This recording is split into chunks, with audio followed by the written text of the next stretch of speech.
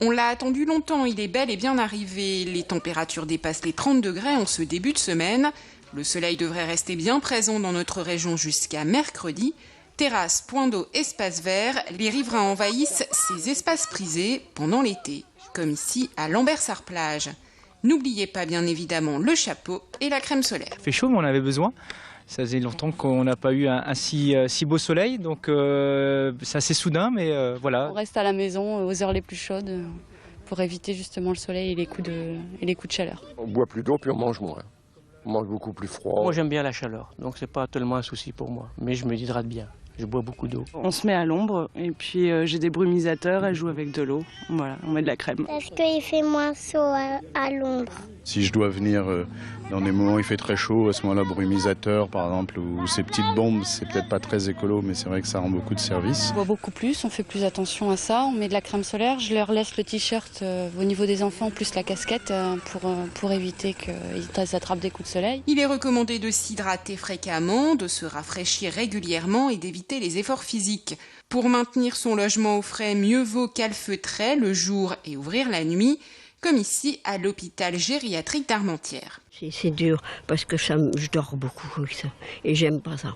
Je sais bien, on doit boire, on doit de toute façon, de moi-même, je sais que je baisse la persienne à temps et puis le ventilateur, alors il fait bon.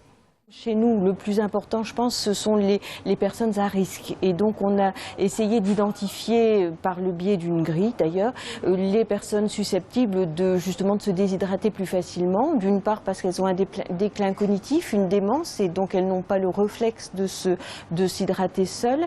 Deuxièmement, elles ont une perte d'autonomie. Donc, de ce fait, elles ne savent pas se servir elles-mêmes.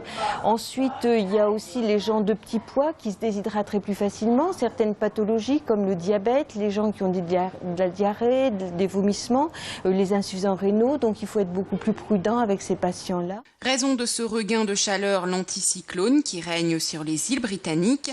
En juillet, on a compté 190 heures de soleil, soit 3% de plus que l'année dernière. Il faut savoir que c'est plutôt un pic de chaleur plutôt qu'une canicule, parce que la canicule c'est plutôt sur la durée. Donc là on est sur les 2 jours qui seront les plus chauds de cette semaine. Et on est surtout par rapport à l'anticyclone qui est sur la Grande-Bretagne, et donc on a une masse d'air très sèche et puis chaude. Par contre, le temps va changer pour ces prochains jours, on aura un risque orageux, et donc les températures vont commencer à baisser à partir de mercredi. Elles vont remonter ensuite, mais on n'atteindra plus les 30 degrés qu'on va avoir et dépasser pour lundi et mardi.